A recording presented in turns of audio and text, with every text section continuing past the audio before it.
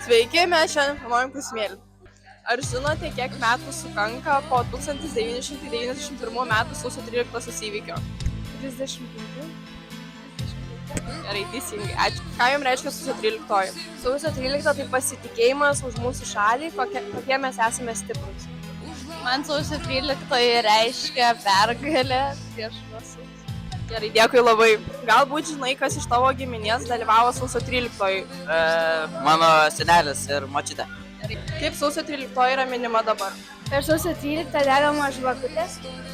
Ir per pirmą pamoką žiūrime sausio 13 filmukai. Kokie objektai buvo ginami sausio 13? Televizijos bokštas ir parlamentas autobusais apstatė ir su kažkokia šluota į langą daužė. Ate. Kodėl ši diena yra vadinama Laisvės gynėjų diena? Ši diena vadinama Laisvės gynėjų diena, nes tai yra diena, kada kai kurie žmonės kovoja už nepriklausomybę Lietuvai. Manau, vadinama dėl to, nes kai kurie žmonės pasiaukojo labai jauni, kad galėtų išgelbėti Lietuvą ir kad jinai būtų laisva. Kuom jums svarbi yra sausio 13?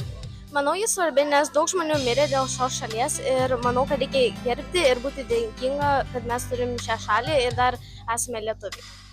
Man sausio 13 yra svarbi tuo, kad 14 žmonių žuvo, kad Lietuva galėtų būti laisva. Man svarbi tuom, kad paminim Lietuvos laisvę ir kad už ją kovoja. Ačiū labai. Ačiū, kad žiūrėjote.